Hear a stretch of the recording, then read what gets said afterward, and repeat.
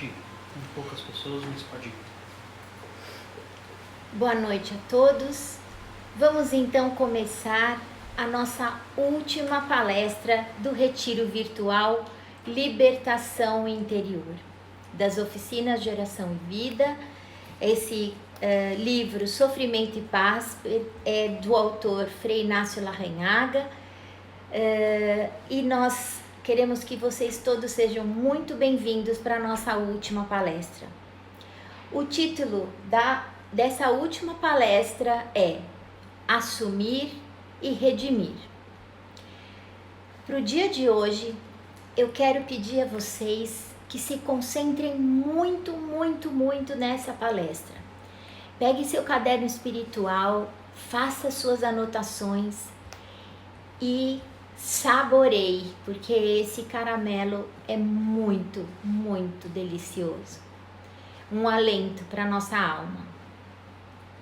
Então vamos começar a palestra que se chama Assumir e Redimir.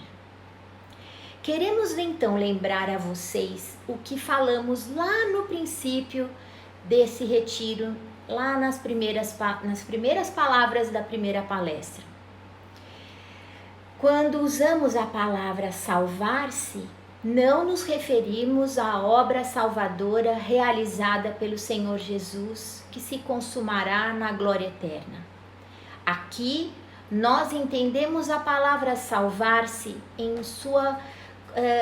seu significado mais corrente, mais comum, o mais simples. Salvar-se. Eu me salvo de um perigo. Eu. Então, outro conceito que nós precisamos esclarecer é que, através dessas palestras, nós não estamos propiciando um hedonismo egocêntrico e fechado. Quer dizer, não estamos oferecendo apenas elementos para o homem se livrar do sofrimento e fazê-lo feliz, o que, inegavelmente, já seria um plano grandioso, não é? Mas no nosso caso, nós queremos transcender esse objetivo. Buscamos deixar o homem em condições de amar, de modo que estamos assim apresentando um projeto nitidamente evangélico. Então vamos a algumas perguntas. O que significam os meus sofrimentos? Para que servem? Essa é a pergunta mais antiga do do velho coração humano. Então, essa é a pergunta mais antiga do velho coração humano. E ainda hoje ela ressoa, pois não há pessoa que, imersa nas chamas do sofrimento, não faça explícita ou confusamente, com um caráter até de rebeldia, essa pergunta: para que esse sofrimento?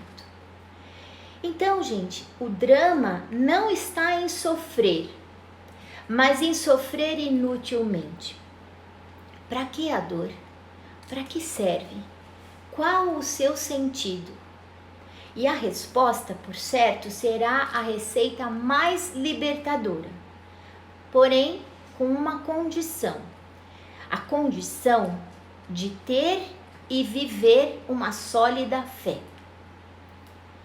Tudo que expusemos e propusemos nessas palestras anteriores, elas servem para nós como orientação para os que não têm fé ou têm fé fraca, já que falamos em nível puramente humano. Claro que serve também para quem tem uma fé vigorosa. É óbvio que existem outras fontes de dor também, nós precisamos nos lembrar, como isso tudo que nós estamos passando agora, não é?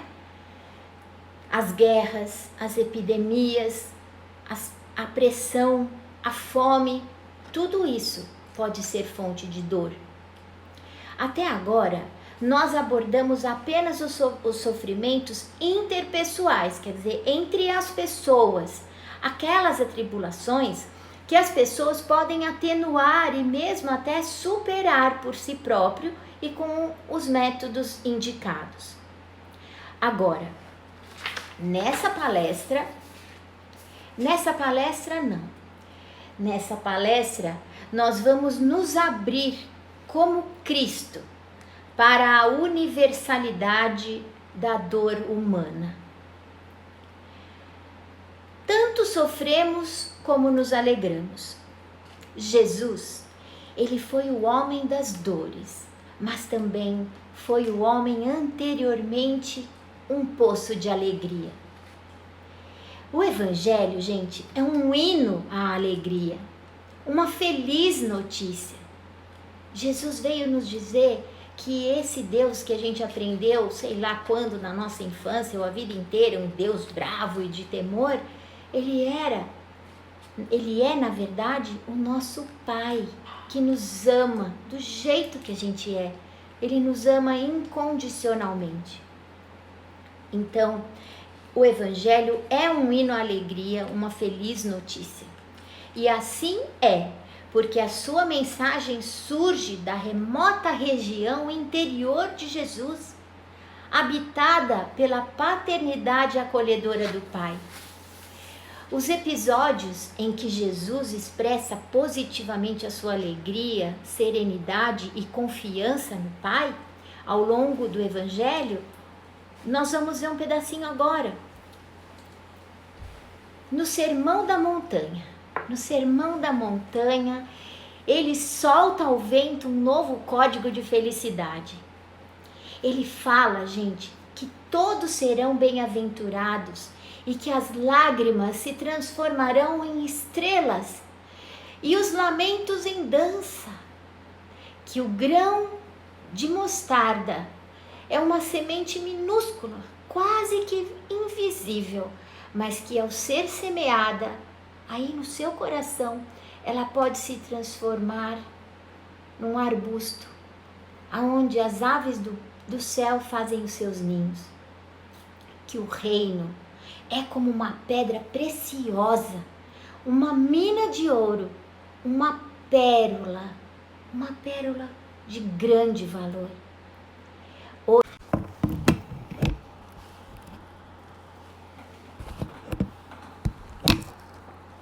Continua. O outro caiu lá. Pode continuar? Pode continuar. Então, eu vou voltar um pouquinho, porque pode ter travado e vocês não terem escutado uma coisa muito importante da palestra, tá bem? Então, que o reino é como uma pedra preciosa, uma mina de ouro, uma pérola de grande valor. Hoje, você está feliz porque com a força do seu espírito dominou as serpentes e os demônios que te atrapalham a felicidade. Mas isso não é nada. Eu vou te contar uma coisa preciosa. Existe outro motivo de alegria muito maior. Escreve no seu caderninho espiritual e põe lá na porta da geladeira. O seu nome está escrito com letras de ouro no coração do Pai. Jesus disse isso. O amor do Pai estende-se sobre a terra. Ele envolve e abraça todas as criaturas. E essa é a razão definitiva da alegria dos filhos do homem. Assim falava Jesus Cristo. As suas parábolas emocionam e contagiam, levando a toda a gente alegria e esperança. E assim vai Jesus, desfiando um leque multicolorido de parábolas, apólogos e comparações para mostrar que o Pai nos ama gratuitamente. Uma mensagem, gente, tão otimista só pode ter brotado de um coração jubiloso. Por isso, nós estamos afirmando que o Evangelho é um hino à alegria. Bem, os evangelhos, entretanto, eles também nos apresentam Jesus como um homem oprimido pelo sofrimento. Efetivamente, existem nos evangelhos vislumbres, que nos fazem até suspeitar que Jesus estava familiarizado com o sofrimento.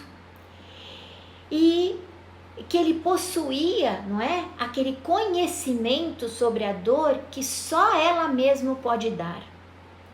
Daí a capacidade de Jesus de compaixão, de compartilhar com paixão, com o coração, a dor do outro. Porque somente quem sofreu muito pode compadecer-se tanto quanto Jesus.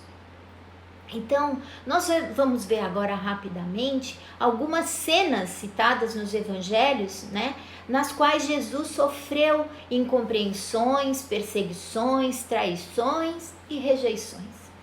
Vamos começar por uma aqui. Um dia, quando Jesus falava com os gregos, brotou ali no seu íntimo, inesperadamente, uma profunda, perturbação. Ele disse o seguinte: me sinto agitado, o que vou dizer? Aí ele disse: Pai, livra-me dessa hora, mas se foi para isso que eu vim, glorifica seu nome. Nessas palavras, nós vislumbramos um drama, uma espécie de contradição latente entre o querer e o sentir. Em outro dia, Jesus estava na sinagoga e ali chegou um homem, né, que tinha o braço paralisado. Era um sábado e os saduceus e os herodianos, eles estavam só observando para ver Jesus o que ele ia fazer. Se ele ia curar aquele homem enfermo naquele dia que era sábado e assim ter um motivo para poder acusar Jesus. E Jesus fez uma pergunta muito simples: é lícito curar em dia de sábado? Então, eles ficaram em silêncio. E então, diz o texto evangélico, olhando-os com ira e com pesar, pela dureza dos seus corações, Jesus disse ao homem: estenda o braço. O homem estendeu o braço e ficou curado. E assim que saíram os saduceus, eles já combinaram com os herodianos uma forma de eliminar Jesus. Pura traição. Há outra cena na qual nós vemos Jesus se afastando, decepcionado com a sua terra e entristecido. E ele diz assim: um profeta só em sua casa e em sua terra carece de prestígio. A sua decepção foi tal que ele não pôde realizar ali nenhum milagre.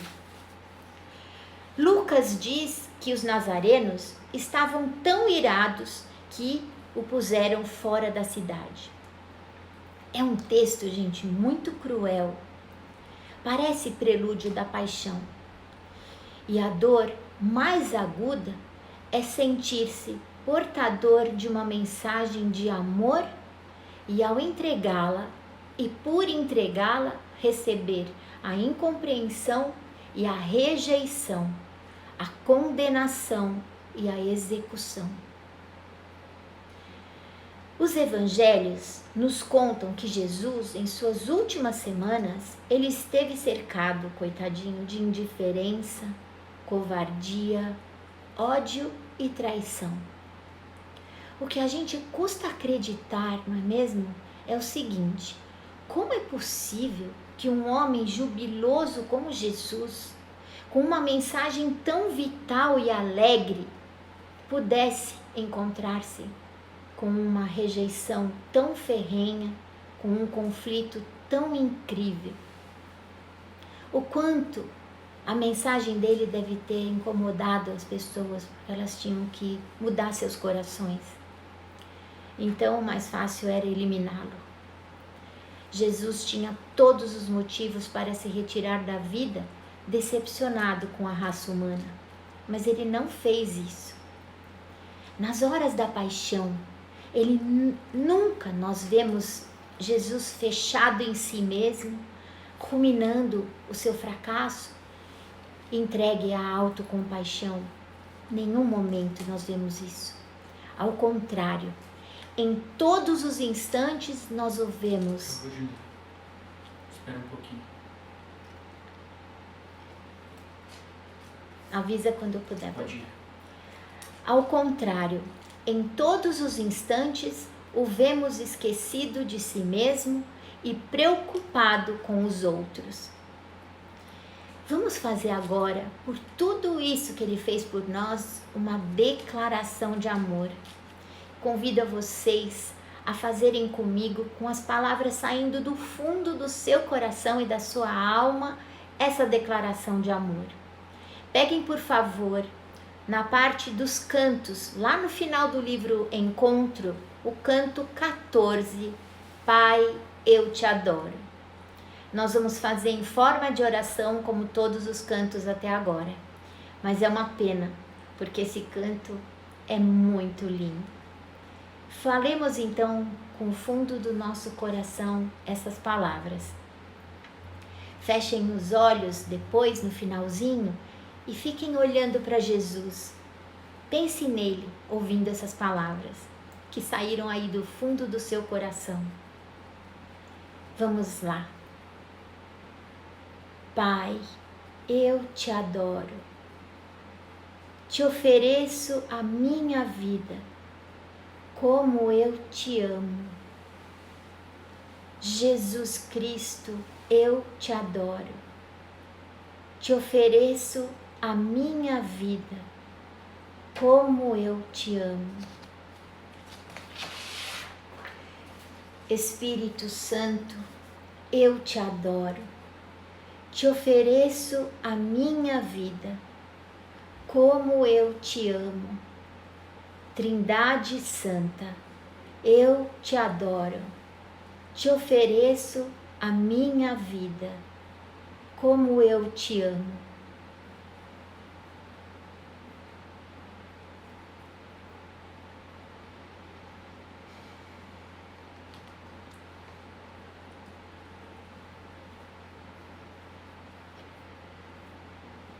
Agora vamos acompanhar outro trecho da palavra, que o título é Sofrer com Jesus.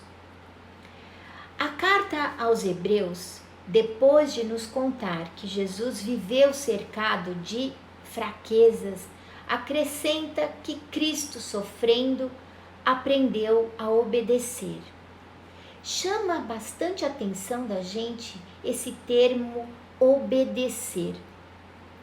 A palavra obedecer indica que Jesus assumiu a dor de uma maneira ativa e pessoal, como uma oferenda, gente, consciente e voluntária, e assim deu ao seu sofrimento uma finalidade e um significado. Vamos parar um pouquinho aqui para pensar nessa palavra obedecer. Nós temos uma dificuldade incrível em obedecer o que Deus quer para nós. Por que será? Jesus fez tudo isso para nos ensinar a ser obedientes. Esse foi o pecado original do Adão, a desobediência. Adão quis ser Deus, quis saber tudo. E Jesus veio livrar a gente disso. Vamos aprender com Jesus. Vamos aprender com Ele. Ele está ensinando a gente a ser obediente. Obedecer. Todo esse amor que Deus está pedindo para a gente dar. Vamos ser pacientes, vamos perdoar, vamos olhar para o próximo. Essa situação que a gente está vivendo é tão importante. Obedecer. A gente ganhou a terra para cuidar, não para destruir. Esse tempo de reflexão tem que servir para isso. O que a gente está fazendo com a água, com o ar, com tudo, né? Com os animais, matando de forma tão violenta em alguns lugares do mundo, por puro capricho, né? Quando a morte do animalzinho tem que ser só para sobrevivência, né? Então, por favor, vamos parar para pensar no que Jesus quis nos ensinar com a obediência. Ele obedeceu até a morte, e morte de cruz. Então a palavra obedecer indica que Jesus, nesse momento, assumiu a dor de uma maneira ativa e pessoal, como uma oferenda consciente e voluntária. E assim deu ao seu sofrimento uma finalidade e um significado. Quando eu digo não a minha vontade e sim a de Deus, eu estou morrendo um pouquinho. Então é isso que a gente tem que aprender com essa palestra. Sofrer voluntariamente não significa que Cristo pusesse a procurar de maneira expressa o sofrimento. Não é isso. Mas quando a dor se fez presente na sua vida, ele não a considerou uma cega fatalidade ou falta de sorte, mas sim permissão da vontade do Pai. Será que eu faço isso quando eu estou sofrendo? Será que eu penso nisso? Então Jesus assumiu em silêncio e com amor a vontade que permitia aquele sofrimento. Por ter sofrido, Jesus pôde ajudar os que sofrem. O que ele faz por nós hoje, ele está nos ensinando. E ele está junto da gente, junto dos atribulados. Então, os atribulados e Jesus estão irmanados na dor. Jesus é nosso irmão nos nossos momentos de sofrimento. Por isso, Jesus tem voz e autoridade para convocar todos os oprimidos pela tribulação e pelas tribulações, para oferecer a eles uma taça de alívio e descanso, dizendo: vinde a mim. Olhem bem no rostinho de Jesus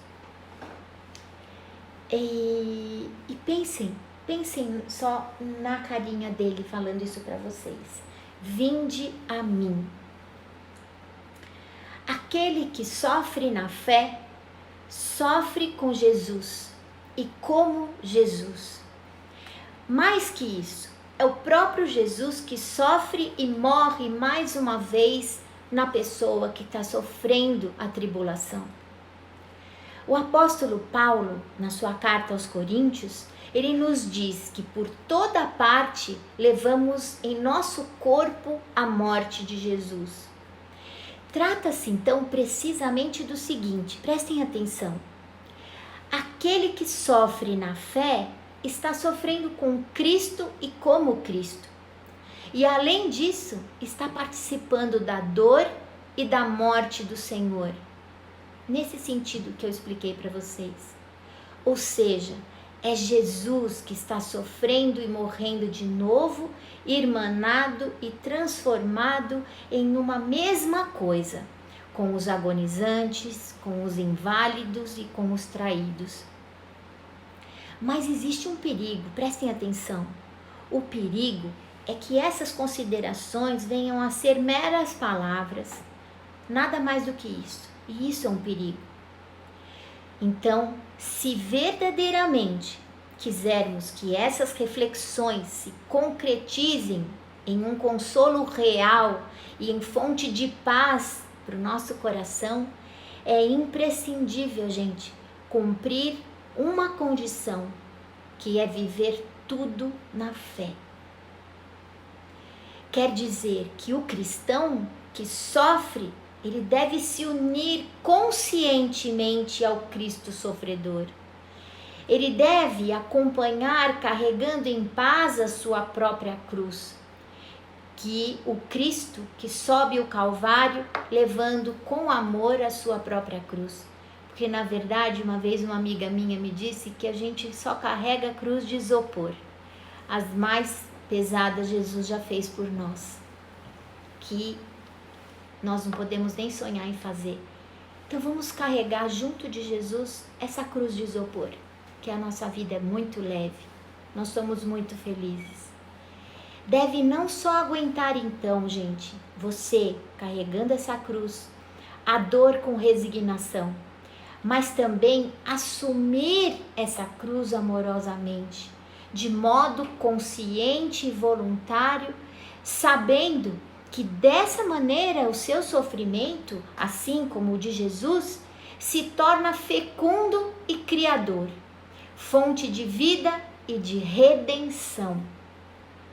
Repetimos, tudo isso com a condição de que assumam as provações da vida no Espírito de Jesus, ou seja, de uma maneira pessoal, ativa e consciente.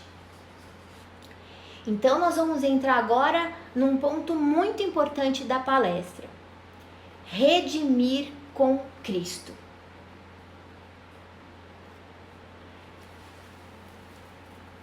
O cristão que sofre associado à dor de Cristo e em união com Ele, não apenas encontra consolo na tribulação, mas também completa o que falta aos padecimentos do Senhor. Escrevam no seu caderno essa frase, muito importante. O cristão que sofre associado à dor de Cristo e em união com Ele, não apenas encontra consolo na tribulação, mas também completa o que falta aos padecimentos do Senhor. Então, a viga mestre que resume, sustenta e dá firmeza a tudo que nós estamos expondo aqui estão nas palavras do apóstolo Paulo. Supro em minha carne o que falta aos sofrimentos de Cristo por seu corpo, que é a igreja. Então,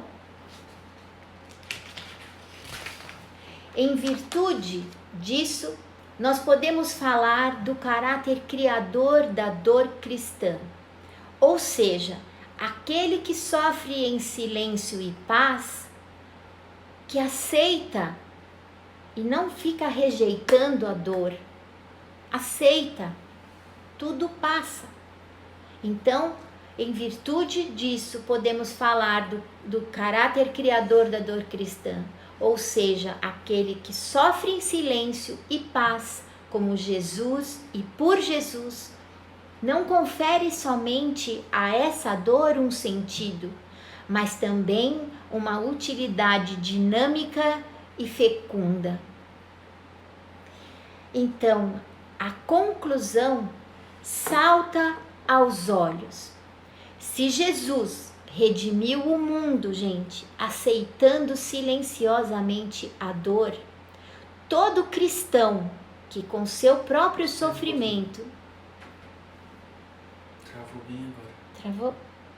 Na hora que você começou a falar esse slide. Uhum. Me avisa então. Agora eu não sei se é meu celular ou se... Estamos dando um tempinho porque agora destravou o vídeo. A conclusão, então, salta aos olhos. Bem, vamos retomar. A conclusão, então, salta aos olhos. Se Jesus redimiu o mundo, aceitando silenciosamente a dor, todo cristão que com seu próprio sofrimento se associe a essa dor, participa do caráter redentor de Jesus. Portanto, redime junto de Jesus. Gente, a gente podia ficar aqui a noite inteira só falando disso. Essa palestra é muito, muito especial. E assim, gente, no meio de dúvidas, sofrimentos e culpas, em todas as dores físicas e nas dores morais, desconsolos, revolta, o verdadeiro cristão, muitas vezes vacilante, ele consegue fazer aquele gesto libertador, que é oferecer ao Pai uma confiança total e absoluta como Jesus e com Jesus. E mesmo em situações extremamente desesperadoras, quando morre nos seus lábios, gente, o murmúrio de qualquer oração que dá aquela secura e não dispõe de mais nenhuma palavra, esse cristão consegue se conservar diante de Deus. Assim, simplesmente vazio e árido, numa confiança absoluta e radical sem dúvida, Deus está no comando. Numa confiança absoluta, capaz não só de apaziguar a sua raiva, a sua revolta, como até, gente, de suportar todo o peso da dor que você estiver passando. Acredite nisso. Então, a dor, embora não se possa explicar, gente, pode se suportar dessa forma. Voltamos então a repetir, mas isso somente se, e apesar de tudo, o cristão pronunciar de verdade o faça-se. O eterno amém. E abandonar-se, seja feita a sua vontade, com amor, veneração e adoração ao Pai. Então, se você tiver contribuído com a redenção do mundo, associando-se a essa tarefa redentora de Jesus com a sua própria dor, você terá aberto, escreva isso é muito lindo, você terá aberto sulcos indeléveis nas entranhas transcendentais da história, que nem os ventos, nem as chuvas poderão apagar. Terá realizado, queridos, um trabalho que transcende o tempo e o espaço. Como não então sentir satisfação e júbilo em aceitar em paz as tribulações, os problemas, as dores? Assim se compreende, gente, a explosão de Paulo quando ele diz: agora me alegro de meus padecimentos. Nós temos que chegar nesse ponto, porque Paulo era tão humano quanto nós, então isso é possível.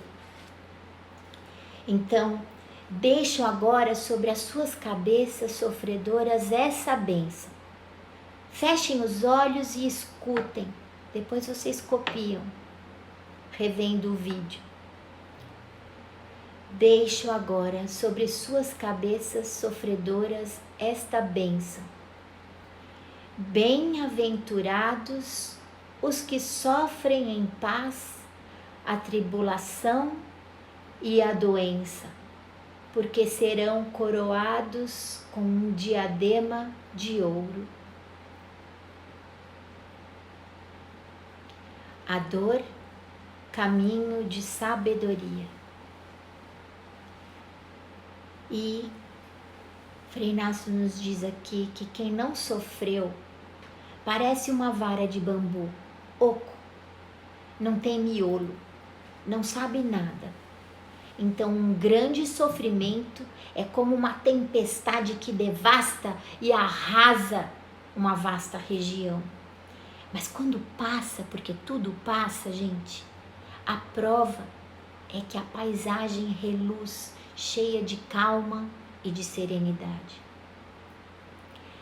Então, uma grande tribulação faz o homem crescer em maturidade e sabedoria mais do que 5 anos de crescimento normal. O que acontece é o seguinte: quando a tribulação cai de surpresa sobre o homem e o envolve como uma noite, ele não vê nada. Nesse momento é aquele momento que nós vimos na palestra de ontem, a bola vem na nossa cara. E nesse momento é muito difícil de dispor de um olhar de fé. Por quê? Porque a pessoa não vê mais do que a perversidade humana e as causas imediatas, que é aquela surpresa da bola. Mas quando se toma uma certa distância, lembra que o Frei Inácio ensinou para nós ontem, colocar a bola no campo? Então, nesse momento, quando você toma uma certa distância, abre-se então uma perspectiva. E o homem começa a estender um olhar longo, que é o olhar da fé. E nesse momento ele começa a compreender que o que aconteceu foi uma pedagogia de Deus e, no fundo, uma predileção libertadora. Ninguém vê isso, mas é o que acontece. Quem já passou por um sofrimento desse jeito, em silêncio e paz, sabe que foi uma predileção libertadora. Se você parar um pouco e voltar o seu olhar lá para trás na sua vida, para refletir um momento, você vai descobrir que certos acontecimentos dolorosos que naquele tempo você considerou como uma desgraça, hoje, 10 anos depois, demonstram ter sido até que providenciais. Sabem por quê? Porque eles trouxeram para você um desprendimento de você mesmo. Te trouxe sabedoria e bênção, não é? Pense lá atrás. Através de uma visão de fé, distinguem-se 2 níveis, gente. 2 níveis.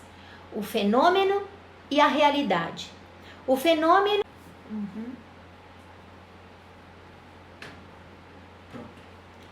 Continuando então. Então, através de uma visão de fé, distinguem-se 2 níveis que são o fenômeno e a realidade. O fenômeno é o que se vê e a realidade é o que não se vê. Sabem o que se vê? São as reações psicológicas, as leis biológicas, etc., que eventualmente podem incidir nas nossas tribulações. E o que não se vê é a realidade com R maiúsculo, é o Senhor Deus, fundamento fundamental de tudo. Então, o que é uma visão de fé? Uma visão de fé é todo ato de abandono. Todo ato de abandono é uma visão de fé. Então, isso vocês vão aprender nas oficinas de oração e vida, a coisa mais fantástica do mundo e libertadora. Abandonar-se, então, consiste, portanto, em soltar-se de si mesmo para se entregar inteirinho nas mãos daquele que me ama. Não se encontra, gente, rota mais rápida e segura de libertação do que a terapia do abandono. Eu garanto para vocês. Livrar-se consiste, gente, em depositar em suas mãos tudo que está consumado, tudo que é impotência e limitação. A lei da precariedade é uma delas, a lei da transitoriedade, a lei da insignificância humana, a lei do fracasso, a lei da enfermidade, a lei da velhice, a lei da solidão, a lei da morte.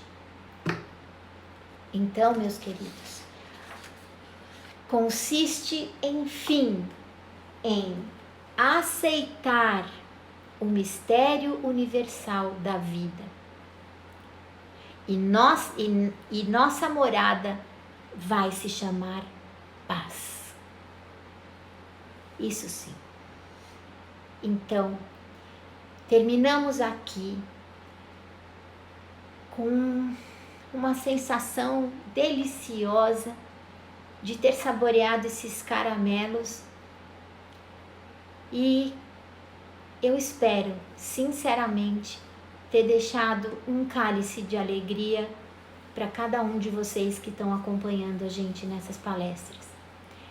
E com muita alegria eu os convido para terminar essa palestra com um canto em forma de oração que vocês conhecem, que é o canto 51 do livrinho de cantos, para quem tem, que é a oração de São Francisco.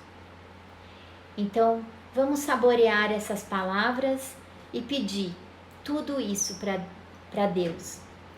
Ficamos por aqui no final dessa palestra. Comecemos então com muita alegria essa oração. Senhor, fazei-me um instrumento de vossa paz. Onde houver ódio, que eu leve o amor. Onde houver ofensa, que eu leve o perdão. Onde houver discórdia, que eu leve a união, e onde houver dúvida, que eu leve a fé.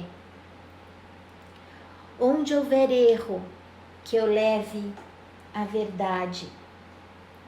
Onde houver desespero, que eu leve a esperança. Onde houver tristeza, que eu leve a alegria. Onde houver trevas, que eu leve a luz. Ó Mestre, fazei que eu procure mais consolar que ser consolado, compreender que ser compreendido, amar que ser amado. Pois é dando que se recebe, é perdoando que se é perdoado, e é morrendo que se vive para a vida eterna.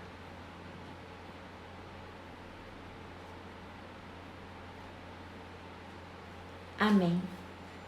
Que assim seja, e em nome das oficinas de oração e vida, eu agradeço muito a presença de vocês.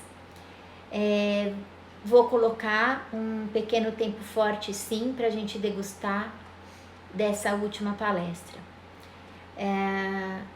Esse pequeno tempo forte faz parte dele, que se você quiser, se tiver aí dentro do seu coração, coloque ali um pequeno testemunho do que foi esse retiro na sua vida, nesse período que a gente está vivendo, se te ajudou, se foi o que você esperava. Eu espero que vocês fiquem em paz, que o Senhor os acompanhe e os abençoe. Eu vou terminar aqui com um Pai Nosso e invocando a bênção do Senhor sobre nós, como nós fazemos nas oficinas de oração e vida.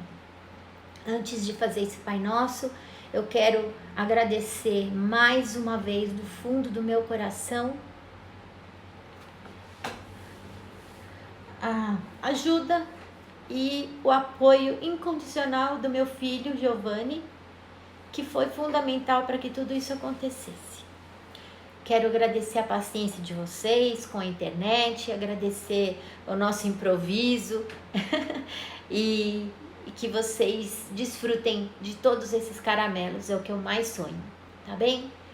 Que assim seja, gente, que tudo para a glória do Pai é o que eu mais quero na minha vida. Então vamos terminar com um Pai Nosso, saboreando as palavras do Pai Nosso, não de forma automática. Pai nosso que estais no céu, santificado seja o vosso nome. Venha a nós o vosso reino e seja feita a vossa vontade, assim na terra como no céu. O pão nosso de cada dia nos dai hoje. Perdoai, Senhor, as nossas ofensas, assim como nós perdoamos a quem nos tem ofendido. E não nos deixeis cair em tentação, mas livrai-nos de todo o mal. Amém. Vamos invocar a bênção do Senhor.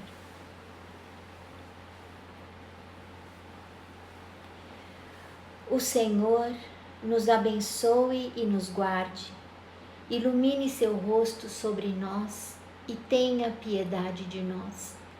Mostra-nos o teu rosto e nos conceda a paz. O Senhor nos abençoe, em nome do Pai, do Filho e do Espírito Santo. Amém. Shalom. Fiquem em paz.